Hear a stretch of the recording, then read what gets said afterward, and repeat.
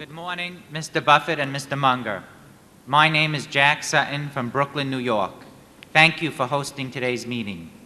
With reference to communication stocks, because of the growth of cellular communications and the internet, certain stocks hold the prospect of substantially above average revenue and earnings growth.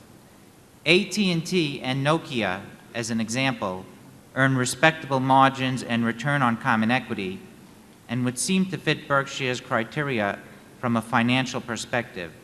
Has Berkshire reviewed stocks in the area of communications, and would you consider an investment in this area at some time in the future?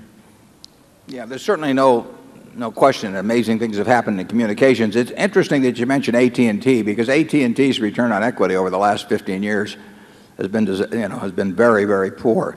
Now, they've had special charges time after time and said, don't count this. But the overall return on equity, if you calculate it for AT&T for the last 15 years, it's not been good at all. They were the leader in the field, but so far what has happened has hurt them, at least relative to their competition, far more than it's helped them.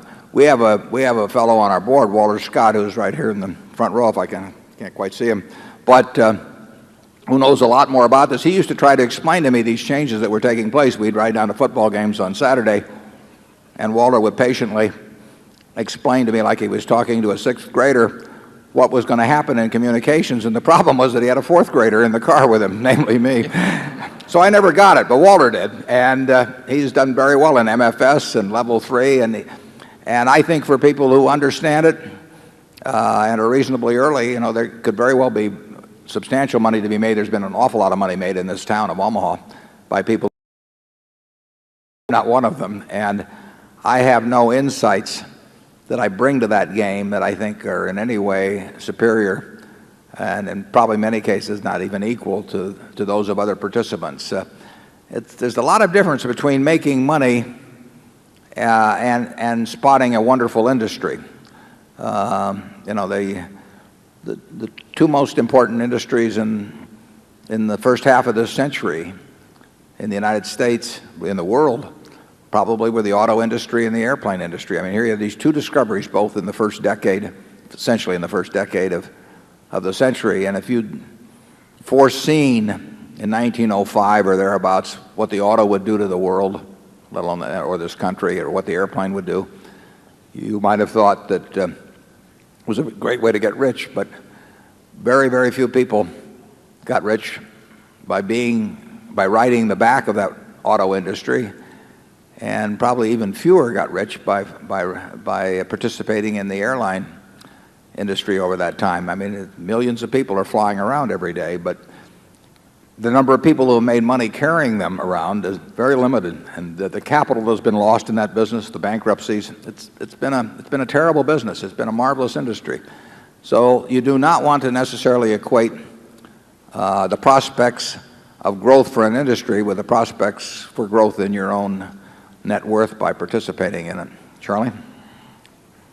Well, it reminds me of a time in World War II when there were these two aircraft officers I knew, and they didn't have anything to do at the time. And some general came in to visit, and he said to one of them, he says, "Lieutenant Jones, what do you do?" He says, "I don't do anything." He turned to the second one, and he says, "What do you do?" And he says, "I help Lieutenant Jones." That's been my contribution on communications investments.